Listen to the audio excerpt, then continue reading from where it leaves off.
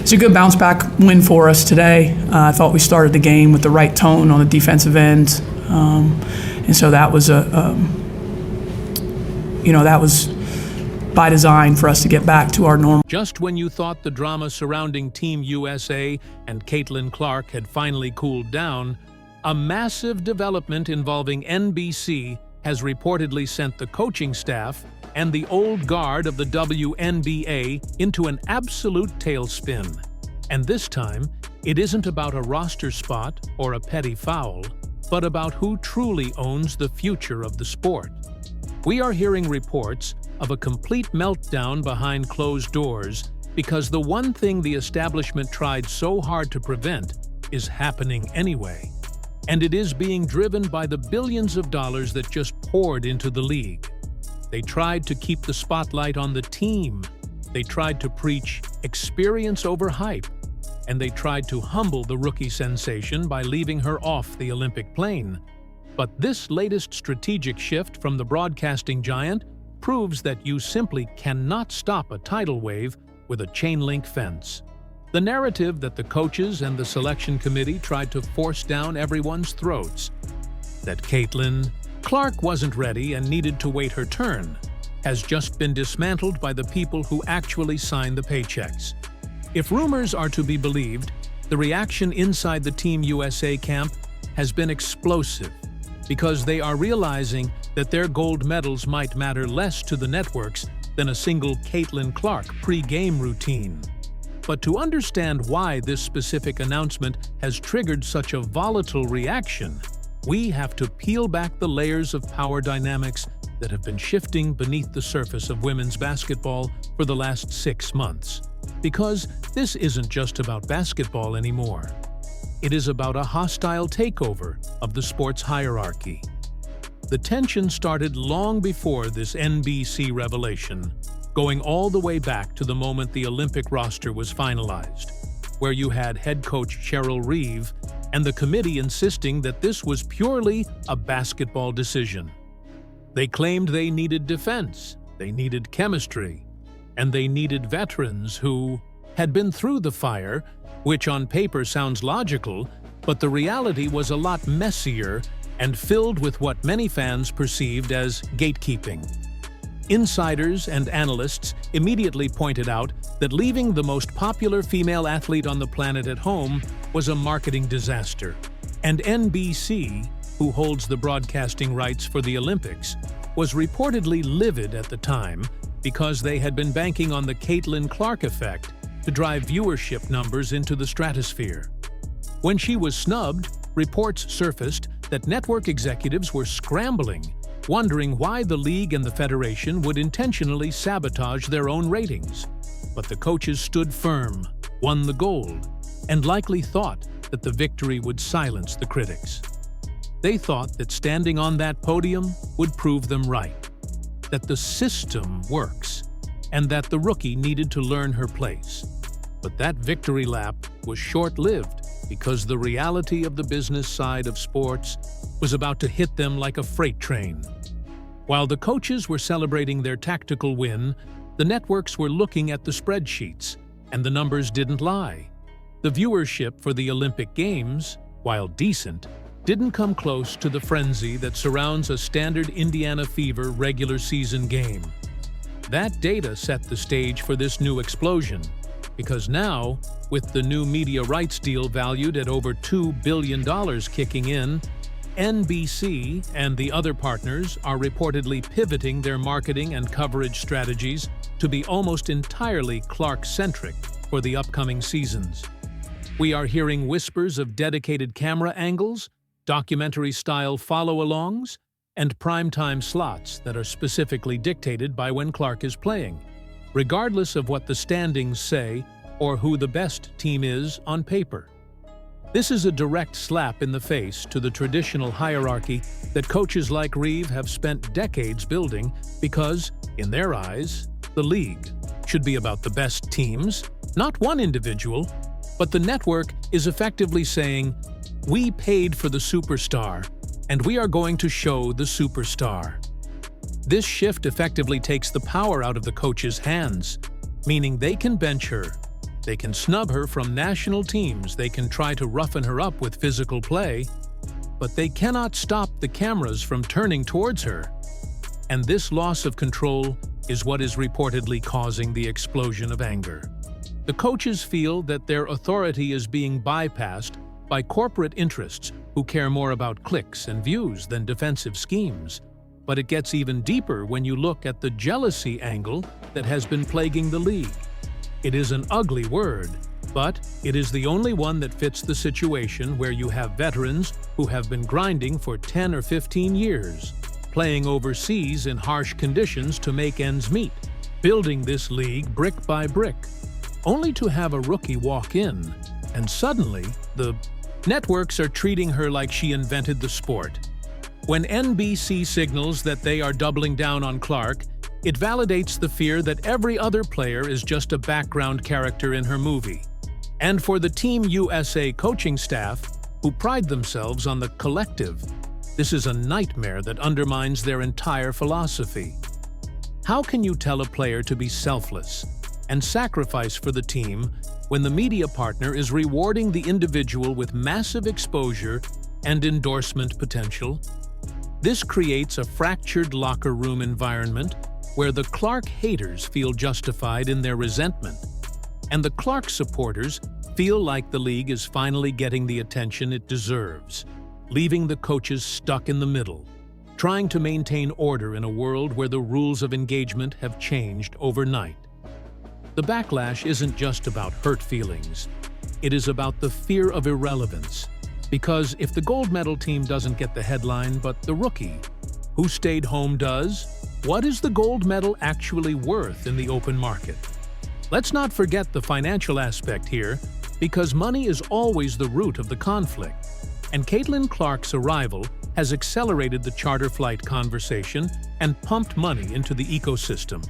Yet the distribution of that attention is lopsided. The coaches know that NBC's strategy is going to make Clark the face of the entire operation, which means endorsement deals, side projects, and media opportunities will flow toward her and her circle, potentially leaving the veterans with the crumbs, despite their accolades.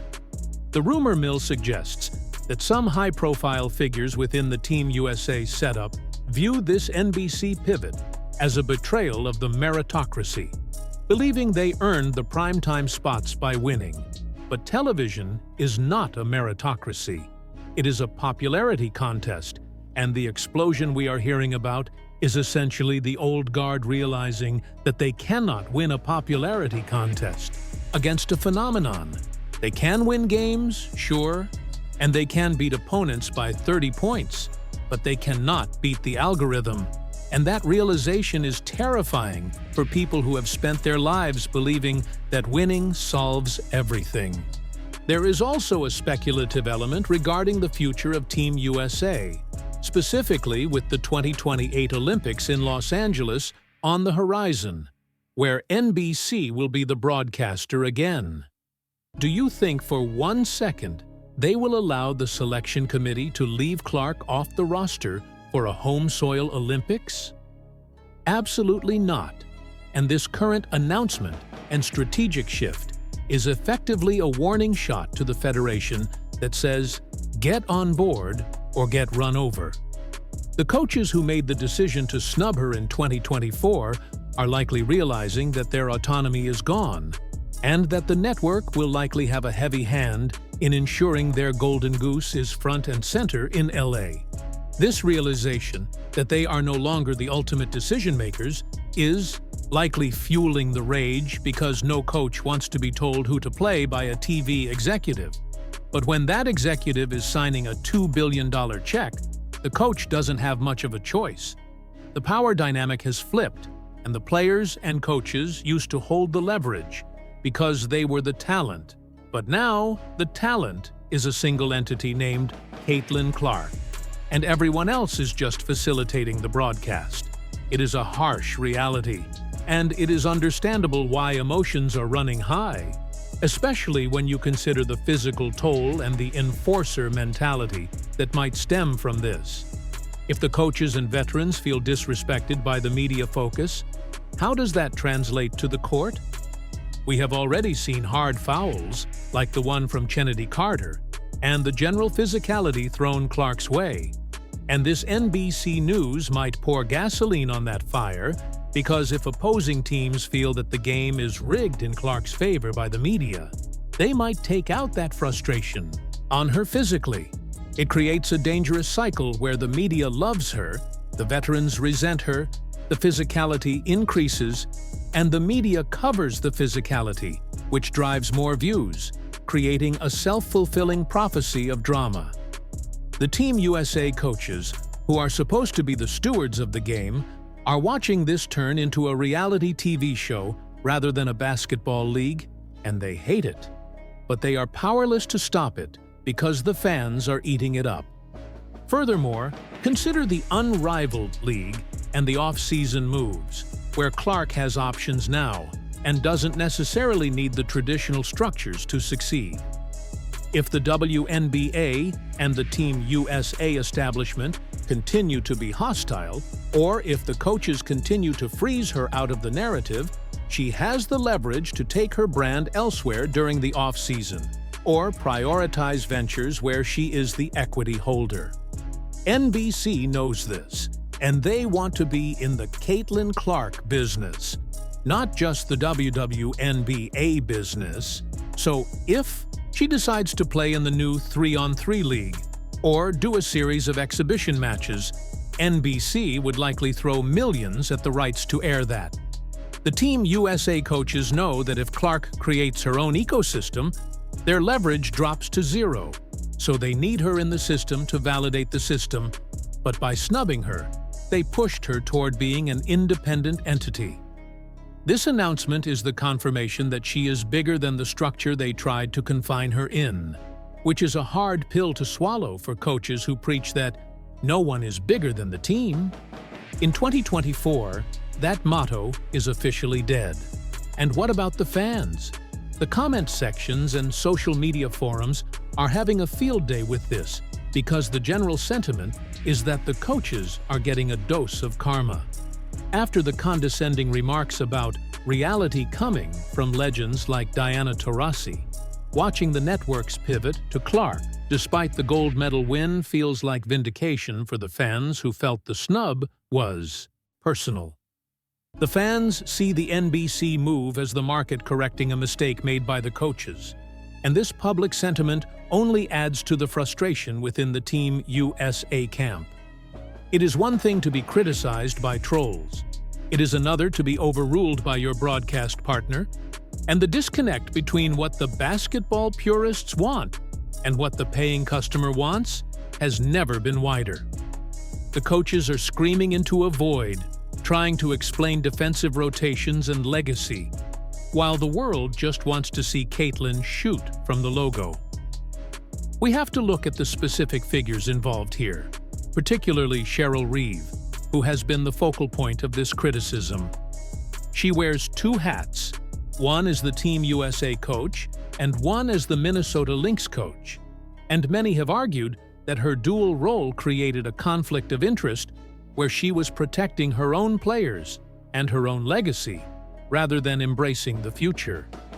When Reeve made comments dismissing the idea that the snub was personal, the fans didn't buy it. And now that NBC is effectively overruling her philosophy, it has to feel like a personal defeat. The explosion isn't just a moment of anger, it is the realization that the era of the coach-led dynasty is ending, and the era of the player-led entertainment product is beginning. The old guard remembers a time when they had to beg for airtime, when they had to buy their own sneakers, and when nobody knew their names. So to see a rookie come in and have the red carpet rolled out by NBC triggers a deep-seated trauma and resentment that is difficult to overcome.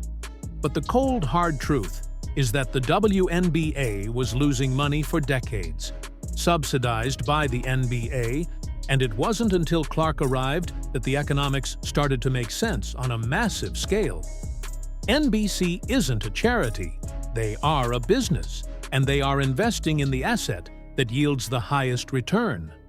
The Team USA coaches are fighting a war against capitalism, And that is a war you are never going to win. The KE, unrivaled league founded by Brianna Stewart and Nafisa Collier, adds another layer of complexity because they are trying to build a profitable off-season alternative. But reports suggest they are desperate to get Clark to sign because they know that without her, their viewership ceiling is limited. It creates this awkward dynamic where the very players who are part of the system that snubbed her are now financially dependent on her participation in their new venture. If Clark decides to sit out or do something else, it hurts their bottom line. And this NBC announcement reinforces that she holds the cards. The explosion inside the Team USA camp is likely filled with fingers pointing in every direction, some blaming the media, some blaming the fans, and some perhaps quietly realizing they made a massive strategic error by alienating the biggest star in women's sports. They thought they could humble her, but instead, they turned her into a martyr and a business titan. The Lausitz upcoming season is going to be a fascinating study in human psychology because you will have a league that is financially thriving thanks to Clark, while the people in charge of the teams are resentful of her success. How does NBC navigate that? They will likely do it by ignoring the coach's complaints and focusing the cameras exactly where the money is. We might see a situation where the broadcast tells one story, the story of Caitlin Clark's rise, while the coaches try to tell another story on the court, and that friction is going to be television gold. This is why the retention on these videos and these games is so high. It's not just basketball, it's a soap opera with millions of dollars at stake. The explosion is just the latest episode. And as we move toward the playoffs and the next Olympic cycle, the tension is only going to ramp up. The coaches can hold their closed-door meetings and vent their frustrations, but the signal is clear. The game has changed. The money has spoken, and the future belongs to those who can capture the audience's attention. Ultimately, this explosion after the NBC news is the sound of a paradigm shift, the sound of the old way of doing things dying. Because for decades, women's basketball was a niche community where respect was earned through tenure and silence. You waited your turn, you paid your dues, and eventually, you got the spotlight. Caitlin Clark skipped the line, not because she asked to, but because the world demanded it, and the coaches tried to enforce the old rules on a new game and lost. The NBC announcement is simply the scoreboard lighting up to show the final result. The anger, the rumors of shouting matches, the leaked reports of frustration, it is all just the death rattle of the old guard. They can be mad, they can explode, and they can hold all the secret meetings they want. But as long as the cameras are owned by people who want ratings, Caitlin Clark is the captain now. And that is a reality that no amount of chalkboard strategy can ever change.